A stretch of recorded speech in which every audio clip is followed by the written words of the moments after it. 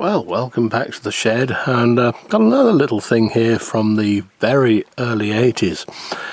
A Binatone Eurorecorder. A stereo component system, it says, and it came to be in remarkably good condition, really, but the only thing was that the tape deck wouldn't work. Well, as you can imagine, after all these years, this thing was made around 1984, something like that.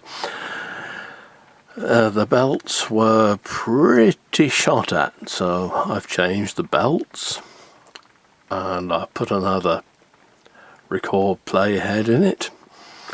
The erase head was okay, so that was no problem at all. And it picks up VHF, FM, long wave and medium wave stations. It even has two microphones, and it really does have two microphones, because when I looked inside it I thought I bet it hasn't, but it does. It called me a liar. The original speakers were, well, frankly, pretty shot at, so I've replaced them with a pair of long throw speakers, the cloth surround which I had kicking about. And now she doesn't sound too bad at all. Scratchy controls, cleaned up to give a better sound. Believe it or not, this cost £50 new. It was sold by Woolworths, among others, over here in the UK, back in the day, as they say, and runs on 6 volts as well.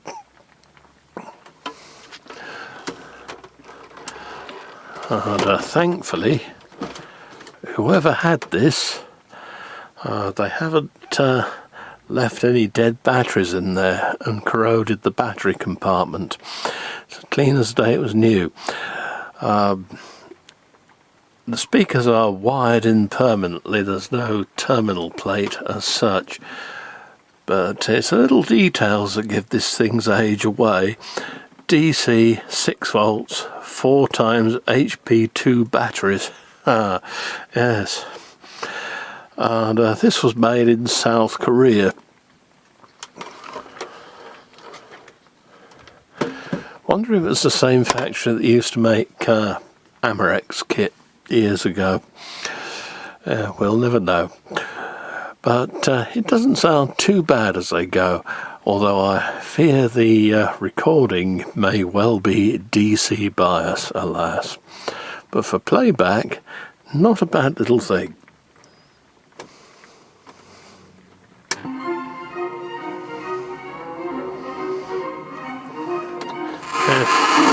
Of danger,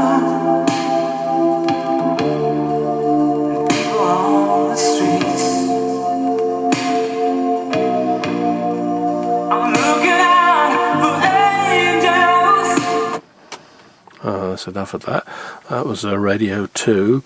As you see, the FM stereo indication up here still comes on, along with the little lamp indicating power, both LEDs. A Walkman size headphone jack is provided, and the tape mechanism is a really nice quality, similar to that fitted in some contemporary music centres and even into this thing below. Although it's a cheapie, the mechanism is rather nice in there, and certainly streets ahead of the crapophones that they make today with their dreadful letterbox things that eat your tapes, in much the same way that some early car cassettes used to. Oh dear.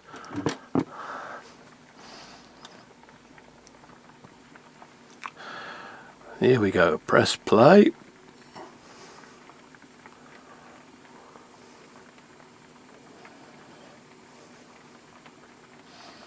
Oh, the suspense.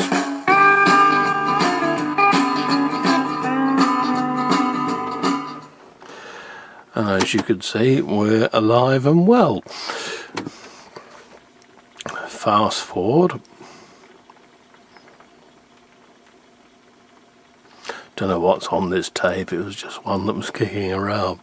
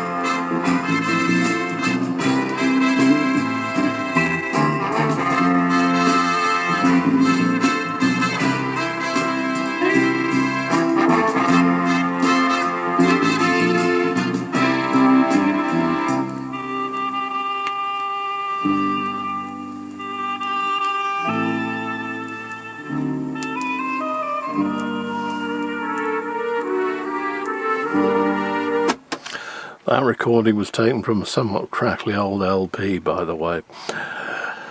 There is no tone control. If you look up here, you can see it's very, very basic tuning here. Record, play, rewind, fast forward, stop, eject and pause. And then 2 volume controls. And you slide them both equally to adjust a perfectly balanced playback, be it radio or tape. Long wave, medium, VHF, FM there, and then your function selector here, off or tape, a sleep function and a radio function. And the sleep function, that was a funny old thing that they used to do back then. You could put it into sleep mode, put a tape in it, press play, and the radio would then play for the length of the tape, and when the tape shut off, the radio would shut off as well.